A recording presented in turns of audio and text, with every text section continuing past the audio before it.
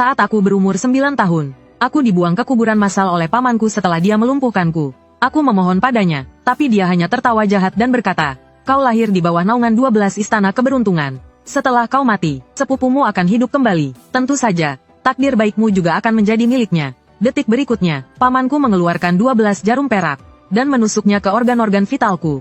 Aku menjerit kesakitan, merasakan tulang-tulangku seperti dibor. Sesuatu yang tak terlukiskan mengalir keluar dariku tanpa henti. Sepupuku tersenyum, seperti baru saja dilahirkan kembali. Akhirnya, aku pingsan seperti anjing. Malam itu, petir menyambar dan guntur menggelegar. Asap hitam keluar dari tanah. Pemandangan yang mengerikan. Pamanku ketakutan dan langsung pergi dengan mobilnya. 8 tahun sebelumnya, orang tuaku bekerja sebagai perampok makam. Mereka selalu pulang dengan harta rampasan. Sampai suatu hari, mereka bertemu dengan seorang peramal yang mengatakan bahwa aku akan menghadapi bahaya maut di usia 9 tahun. Orang tuaku ingin melindungiku dan melewati masa sulit itu. Jadi mereka memutuskan untuk berhenti. Tanpa diduga, keesokan harinya, mayat perempuan tanpa kulit, berlumuran darah, tergantung di pohon di depan rumah kami. Mayat itu ternyata ibuku. Ayahku menghilang tanpa jejak, hidup atau mati, tak ada yang tahu. Dalam semalam, aku menjadi yatim piatu. Pamanku kasihan padaku dan mengadopsiku. Tapi di hari ulang tahunku yang ke-9, pamanku membuatku pingsan dan melakukan ritual pertukaran takdir padaku. Ketika aku bangun, aku melihat seorang kakek tua berhidung merah duduk di samping tempat tidurku. Aku mengenalinya, namanya Qin Liunxi. Dialah peramal yang meramal nasibku dulu. Dia bilang aku akan menjadi orang besar dan membawa keberuntungan bagi keluargaku. Melihatku bangun, Qin Liunxi mengelus dahiku dan berkata, "Nasibmu sangat buruk, demi ibumu. Mulai hari ini, aku akan menerimamu sebagai muridku. Tidak akan ada lagi yang berani mengganggumu." Ku menangis, terseduh-seduh. Setelah itu, aku menjadi murid Qin Liunxi. Tapi dia tidak mengizinkanku memanggilnya guru. Aku hanya boleh memanggilnya Qin Fuzi.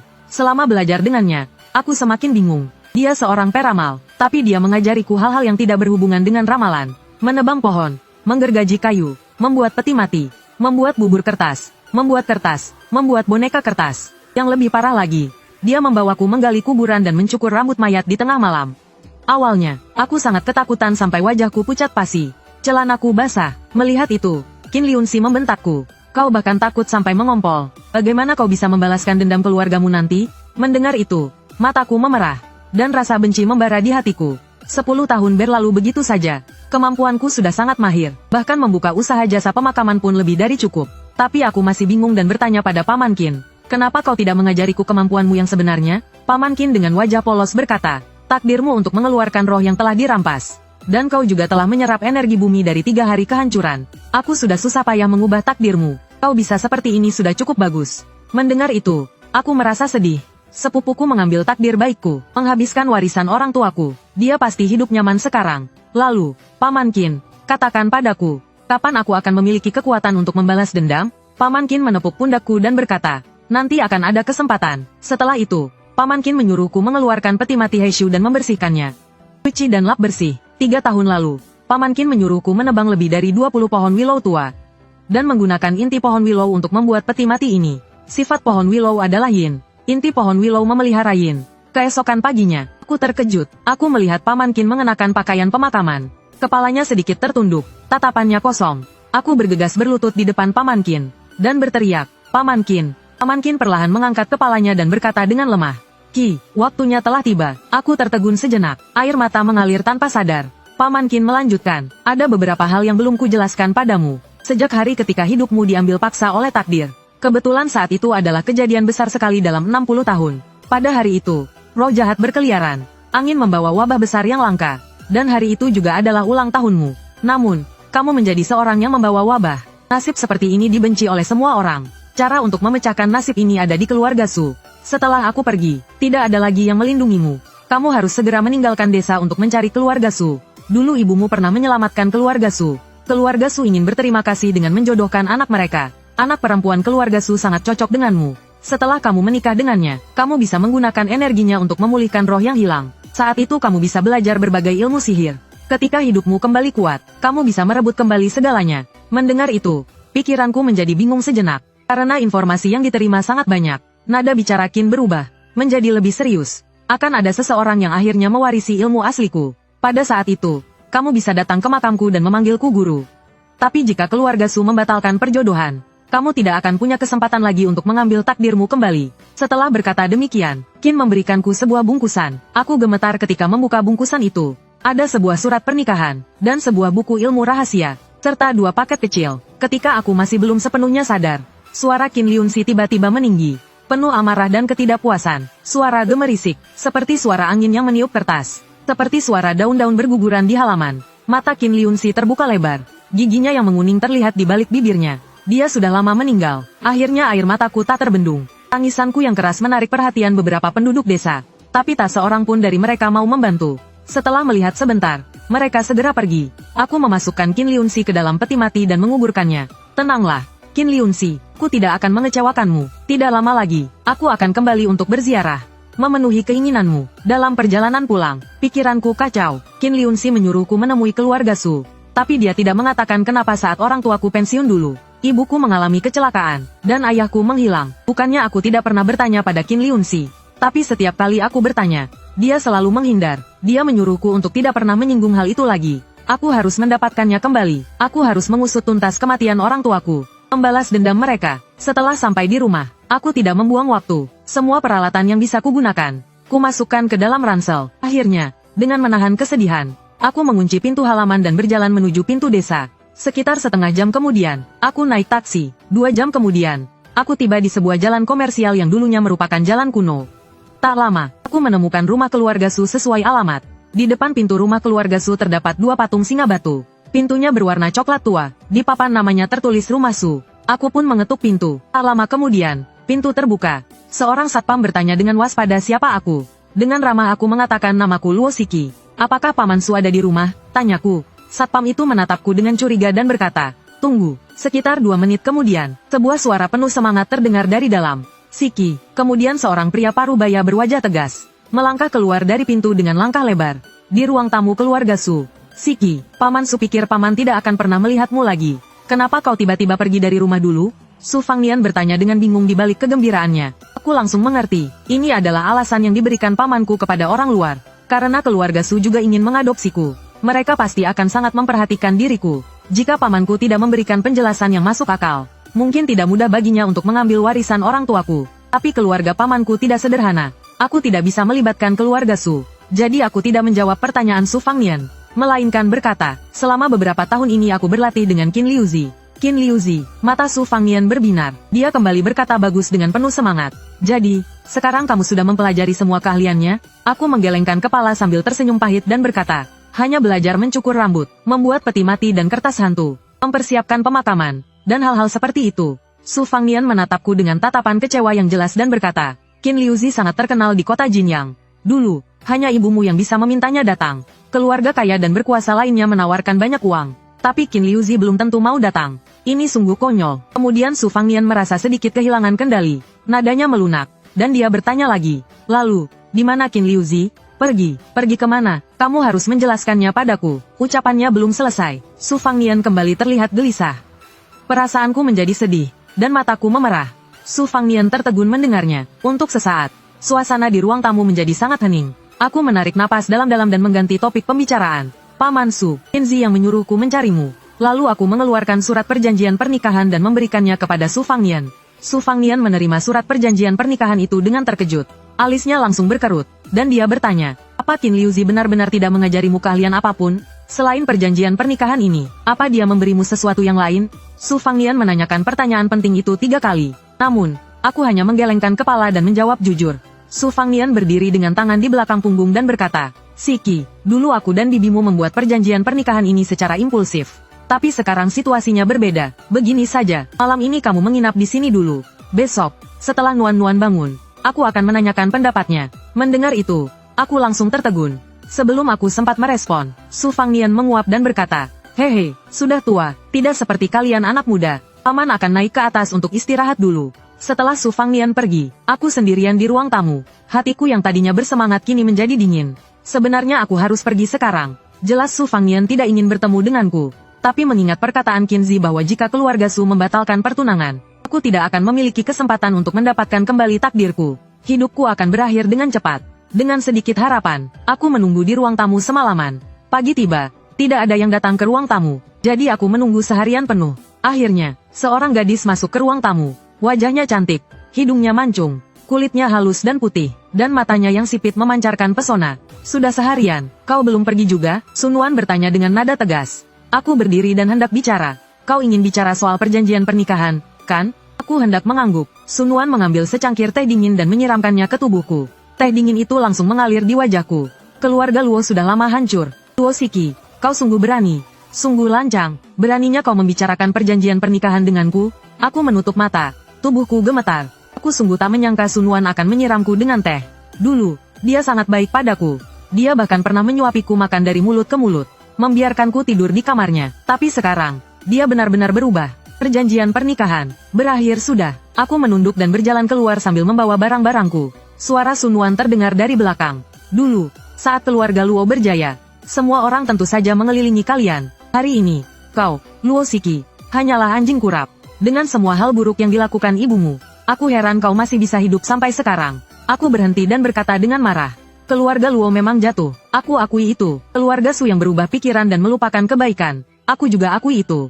Kata-kata Sun Wan tidak hanya melukai hatiku, tetapi juga menghina arwah orang tuaku. Dalam dunia ini, katanya yang lebih tua harus dihormati. Tapi dia sungguh tidak punya sopan santun. Apa yang kau lihat? Cepat pergi. Sun Wan membentak dengan angkuh. Berbalik, aku berjalan ke arah Sun Wan. Dengan tatapan jijik, Sun Wan berkata, apa yang ingin kau lakukan? Ini rumah keluarga Su. Hentikan. Detik berikutnya, aku menamparnya. Suara tamparan bergema di ruangan itu. Sun Wan menatapku dengan kosong, seolah-olah tidak mengerti apa yang terjadi. Lalu, air matanya langsung mengalir deras. Kau berani memukulku? Aku mengangkat tanganku lagi. Dia gemetar ketakutan, dan meringkuk di sofa. Tak berani bergerak. Luo Shiki, kurang ajar. Tiba-tiba sesosok pria masuk dengan langkah lebar. Dia berjalan cepat ke sofa dan berkata dengan marah. Sejak kau kecil, aku, Su Fangnian, sudah sangat baik padamu. Aku hanya bilang padamu. Aku menggelengkan kepala dan berkata dengan marah. Aku tidak ikut campur dalam pikiran dan keputusan kalian. Hatiku bergetar saat itu. Dengan bunyi gedebuk, aku berlutut. Air mata mengalir tanpa suara dari sudut mataku. Ibu, Shiki pulang. Aku menangis lama sekali. Hati semakin sedih. Tiba-tiba, angin dingin berhembus dari belakangku. Aku langsung merasa merinding. Siapa? Aku segera berdiri dan menoleh ke belakang. Kulihat seorang gadis, berusia sekitar 17 atau 18 tahun berdiri di pintu menatapku dengan kosong. Di antara alis dan matanya, samar-samar, kurasakan sedikit keakraban. Kak Shiki, suara gadis itu terdengar sangat halus dan malu-malu. Kau kian-kian, mataku membelalak. Gadis itu menunjukkan kegembiraan dan berlari ke arahku. Dia berhenti di depanku. Bulu matanya bergetar dan pipinya memerah karena kegembiraan. Ingatanku tiba-tiba kembali. Ayahku punya seorang pengurus rumah tangga, bernama Tang Kuan. Dia adalah sopir ayahku. Istrinya bekerja sebagai pengasuh di rumah kami. Putri mereka, Tang Qian-Qian, adalah gadis muda yang ada di depanku sekarang. Akhirnya aku mengerti. Keluarga Tang, karena rasa hormat dan setia kepada majikan mereka, telah mengurus pemakaman orang tuaku. Kak Shiki, sudah lama berlalu. Kau harus tabah. Bagaimana kabar Paman Tang dan Bibihu? Tanyaku. Tang Qian-Qian menghela nafas dan berkata, tidak terlalu baik, tapi juga tidak buruk. Kita harus terus melangkah ke depan, bukan? Dia masih muda, tapi cukup dewasa. 2 hari lagi aku akan menjenguk mereka. Aku berbalik dan menyalakan 3 batang dupa di altar ayah dan ibu. Ak 17. Apa kau akan tinggal di sini? Tang Qian-Qian berkata dengan ketakutan. Iya, ini rumahku, jawabku. Tang Qian-Qian berkata dengan hati-hati. Ak 17. Ikutlah denganku pulang dulu. Tempat ini belum bisa dihuni untuk sementara. Dan jika orang jahat itu tahu kau masih hidup, dia pasti akan datang dan menyakitimu lagi. Aku tahu orang jahat yang dia maksud adalah pamanku. Setelah beberapa lama, aku menenangkan diri dan berkata dengan suara serak. Baiklah, aku akan pergi ke rumahmu dulu.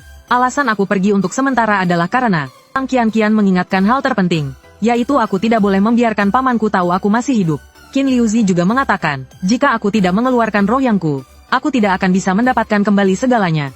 Saat berjalan di jalan, Tang Qian-Qian sedikit mendekat padaku dan berkata, dingin sekali. Aku tidak melepaskan diri, melainkan menggenggam tangan kecil Tang Qian-Qian. Tapi entah kenapa, tangannya tetap dingin. Bahkan aku juga merasa tangan dan kakiku dingin. Setelah beberapa saat, kami naik taksi. Sopir menanyakan alamat kami. Tang Qian-Qian berkata dengan pelan, Jalan Jiangqi nomor 33. Kemudian sopir bertanya lagi, alamatnya, Tuan, mungkin karena suara Tang Qian-Qian terlalu pelan, dia tidak mendengarnya. Aku mengulanginya sekali lagi. 1 jam kemudian, kami sampai di tempat tinggal Tang Qian-Qian. Begitu masuk, bau alkohol langsung menyeruak. Siapa? Suara berat dan parau terdengar dari dalam rumah. Di dekat meja duduk seorang pria berwajah persegi, dengan pelipis beruban dan mata cekung. Aku langsung mengenalinya. Dia adalah Tang Kuan. Tang Qian bilang keluarganya miskin. Ini bukan miskin, tapi benar-benar sangat melarat. Dengan ekspresi rumit, aku berkata dengan suara berat. Paman Tang, ini aku 17. Tang Kuan tertegun setelah mendengar kata-kataku. Detik berikutnya, mata Tang Kuan menjadi kosong dan linglung. Tuan muda, aku mengangguk lagi dengan penuh semangat untuk mengonfirmasi. Seketika, air mata Tang Kuan berlinang. Dia sangat gembira. Masuklah, di luar dingin. Sambil berkata begitu, dia mempersilakanku masuk dan menutup pintu. Setelah masuk, aku melihat sekeliling ruangan dan bertanya dengan bingung. Di mana Qian? Mendengar itu, tubuh Tang Kuan menegang. Mata merahnya yang keruh berkaca-kaca dan berkata, Qian tidak beruntung. Dia tidak bisa bertemu Tuan Muda lagi. Tapi Tuan Muda sudah kembali. Dia pasti senang. Paman Tang menatapku dengan tatapan puas. Meskipun dia tersenyum, senyumnya lebih buruk daripada menangis. Aku bertanya dengan bingung. Paman Tang, apa maksudmu? Tadi, Paman Tang memotongku. Tuan Muda, ikut aku. Kamar itu berukuran sekitar 7 atau 8 meter persegi. Di meja tulis di dinding utara terdapat sebuah altar. Foto di altar itu adalah Tang Qian.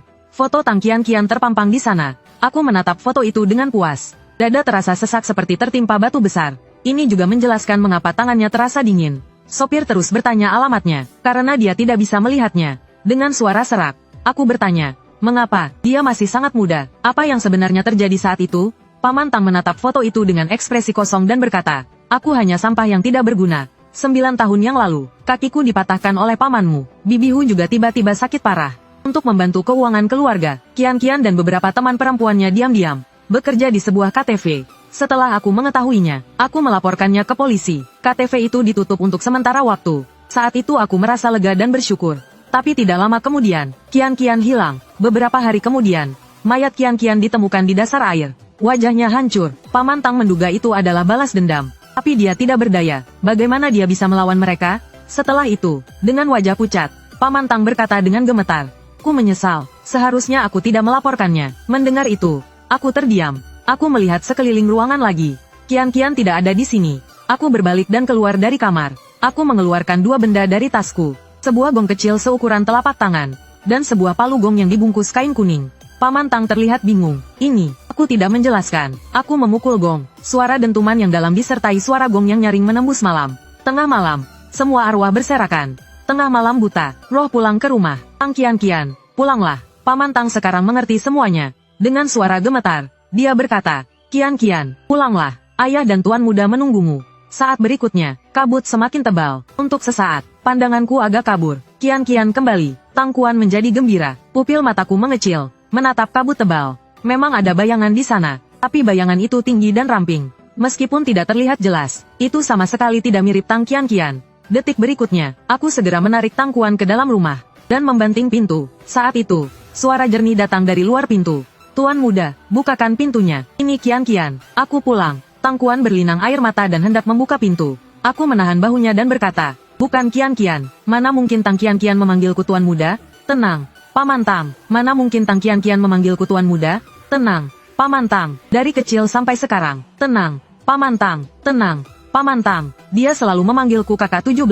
Tenang, Paman Tang. Tenang, Paman Tang. Tapi Tang Kuan tidak peduli. Tenang, Paman Tang. Tenang, Paman Tang. Dia melepaskan tanganku dan membuka pintu. Tenang, Paman Tang. Tenang, Paman Tang. Detik berikutnya, tenang, Paman Tang. Tenang, Paman Tang. Seorang wanita bertelanjang kaki berdiri diam di depan pintu. Tenang, Paman Tang. Tenang, Paman Tang. Kedua lengannya menyilang di dada. Tenang, Paman Tang. Tenang, Paman Tang. Tapi lehernya kosong. Tenang, Paman Tang. Tenang, Paman Tang. Aku berteriak ketakutan. Tenang, Paman Tang. Tenang, Paman Tang. Ini bukan Tang Qian.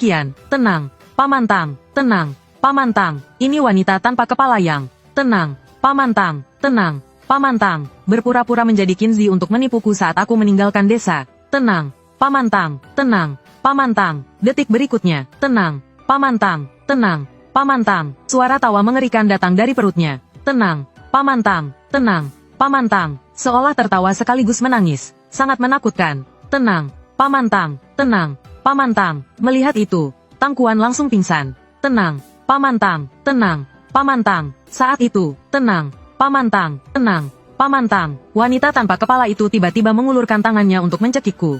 Tenang, Paman Tang. Tenang, Paman Tang. Ketakutan. Aku segera menggigit lidahku. Tenang, Paman Tang. Tenang, Paman Tang. dan menyemburkan darah. Tenang, Paman Tang, tenang, Paman Tang. Lalu, aku memukul gong dengan keras. Tenang, Paman Tang, tenang, Paman Tang. Suara gong yang memekakkan telinga bergema. Tenang, Paman Tang, tenang, Paman Tang. Darah dari lidahku mengenai tubuhnya. Tenang, Paman Tang, tenang, Paman Tang. Angin dingin bertiup. Tenang, Paman Tang, tenang, Paman Tang. Kabut tebal menelannya. Tenang, Paman Tang, tenang, Paman Tang. Detik berikutnya. Tenang, Paman Tang, tenang, Paman Tang. Angin berhenti.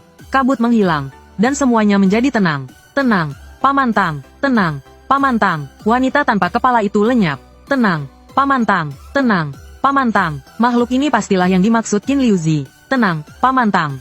Tenang, Paman Tang. Bahwa jika keluarga Su mengingkari janji. Tenang, Paman Tang, tenang, Paman Tang. Nyawaku akan terancam. Tenang, Paman Tang, tenang, Paman Tang. Karena bahaya yang menghantuiku. Tenang, Paman Tang, tenang, Paman Tang. Tidak bisa dihindari hanya dengan mengganti nama. Tenang, Paman Tang, tenang, Paman Tang. Setelah menarik napas dalam-dalam beberapa kali, aku sedikit tenang. Tenang, Paman Tang, tenang, Paman Tang. Aku membantu Tang Kuan yang pingsan ke kursi. Tenang, Paman Tang, tenang, Paman Tang. Dan menekan titik di bawah hidungnya. Tenang, Paman Tang, tenang, Paman Tang. Tang Kuan tersentak dan terbangun sambil berteriak. Tenang, Paman Tang, tenang, Paman Tang.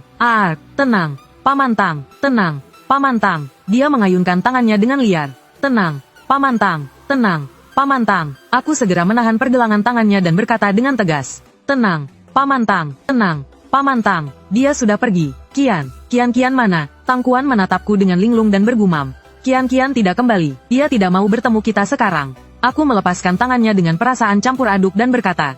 Kian sangat keras kepala. Sulit mengubah apa yang sudah diputuskannya. Saat itu, aku ingin membuatkan altar untuk Tuan Muda. Tapi Kian menghentikanku. Kian berkata, kalau hidup, harus melihat orangnya. Belum melihat Tuan Muda meninggal dengan mata kepalanya sendiri. Dia tidak akan percaya. Dia menjemput Tuan Muda kembali hari ini. Mungkin sudah memenuhi tekadnya dan bisa merelakan. Setelah berkata demikian, Tang Kuan memaksakan senyum. Dia tidak akan merelakan. Pelaku belum tertangkap. Bagaimana mungkin dia merelakan? Aku berkata pelan. Tuan Muda, sebelumnya kau ingin. Tapi Kian dia. Bisakah kita memanggilnya sekali lagi? Tang Kuan berkata dengan suara gemetar. Meskipun Tang Kuan terlihat bodoh. Tapi bagaimana mungkin kepala pelayan keluarga Luo bodoh? Aku menggeleng dan bergumam pelan. Tidak bisa lagi. Sepertinya dia hanya ingin aku menjauh dari bahaya. Tidak ingin aku terlibat dalam urusannya. Gadis ini terlalu bodoh. Saat itu, rasa pusing kembali menyerangku. Tubuhku tiba-tiba terasa dingin. Racun di lidahku bukanlah racun biasa, melainkan Ziyangsa. Hanya orang yang memiliki Yang Sen atau takdir Yin yang memiliki Ziyangsa. Karena yang ekstrim akan menjadi Ziyang. Dan Yin yang ekstrim juga akan menjadi Ziyang. Paman Tang, kau istirahatlah. Besok, antarkan aku ke KTV itu. Malam ini aku akan tidur di kamar Kian. Kataku. Keesokan paginya, Tang Kuan memberi isyarat mempersilakan. Tuan Muda, silakan coba. Apakah rasanya seperti di rumah dulu? Kata Tang Kuan dengan hormat. Paman Tang, keluarga Luo sudah tidak ada. Panggil saja aku 17. Kataku sambil menarik napas. Tuan Muda, aku sudah makan. Keluarga Luo akan selalu ada. Anda pasti bisa membangkitkannya kembali. Tang Kuan berkata dengan penuh keyakinan dan bersemangat. 1 jam kemudian, aku dan Tang Kuan tiba di sebuah jalan kuno. Di pinggir jalan ada gedung 4 lantai. Dinding luarnya berwarna putih bersih dengan beberapa karakter besar berwarna emas. Feng Han Xuan, aku membeli nasi goreng lagi. Menancapkan sumpit di tengahnya, dan menyuruh Tang Kuan membawanya sambil mengikutiku. Setelah itu, aku berjalan menuju pintu masuk. Aku berjalan langsung ke meja resepsionis dan berhenti. Saat itu, seorang pria berjas, dengan tatapan jijik, tidak sabar, dan marah berkata, gelandangan, masih mau memeras kami, ya?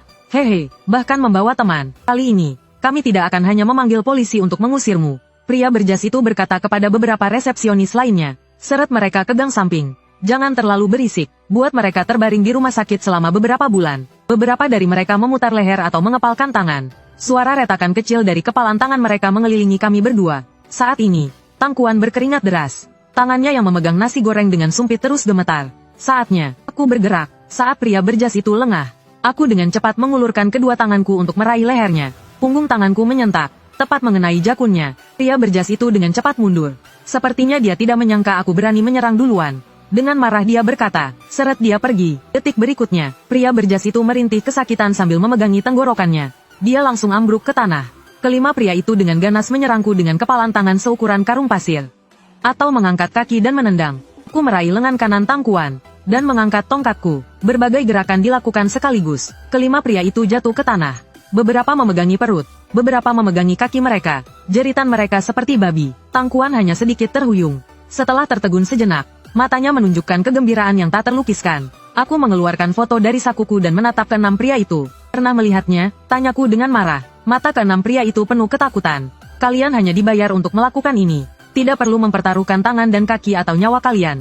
Katakan padaku, siapa yang menyakitinya? Melihat tidak ada yang menjawab, aku mengerutkan kening. Aku mengeluarkan 3 boneka kertas yang telah kulipat sebelumnya dari saku. Aku melemparkan boneka kertas itu ke pintu Feng Hansuan. Tiba-tiba angin dingin berhembus melalui aula. Keenam pria itu tanpa sadar menggigil di lantai. Detik berikutnya, ketiga boneka kertas itu berdiri tegak di lantai. Cahaya lampu di lantai 1 terpantul di boneka kertas itu. 3 pasang mata hitam tiba-tiba menjadi hidup. Pada saat ini, pria berjas berwajah kurus itu bangkit dan berlari ke atas. Saat berlari, dia menginjak salah satu boneka kertas. Dia dengan ganas menginjaknya sekali sebelum berbalik dan mengumpat. Berani kau naik ke atas. Setelah dia selesai berbicara, boneka kertas yang diinjak menjadi rata. Kertas kuning bersih itu menjadi kusut dan kotor. Namun, ada aura hitam yang samar di sekitarnya. Aku melewati boneka kertas itu, dan berjalan menuju tangga. Saat ini, Tangkuan yang ketakutan juga mengikutiku. Sekarang, ketakutan di matanya telah hilang sepenuhnya. Hanya menyisakan kegembiraan dan semangat. Di lantai atas, di dalam ruang pribadi, seorang pria parubaya gemuk duduk di belakang meja teh. Dia menuangkan 2 cangkir teh dan memberi isyarat agar aku dan Tangkuan duduk. Saat ini, Tangkuan tidak bergerak, tapi matanya semakin merah. Aku menggelengkan kepala dan berkata, maaf, aku tidak minum teh. Lebih baik kita bicarakan masalah ini. Pria parubaya itu melirik foto yang kupegang. Dia tertawa kecil dan berkata, gadis ini, Tang Qianqian, kan? Aku ingat dia, gadis kecil yang pekerja keras. Beberapa bulan lalu, kami mempekerjakannya di sini. Putraku yang tidak berguna dan beberapa orang jahat melakukan hal yang tidak benar. Tapi setelah pria tua ini melapor ke polisi, kami dihukum. Aku juga memberi pelajaran pada anakku itu. Tapi tentang kematiannya, Feng Hansuan benar-benar tidak tahu.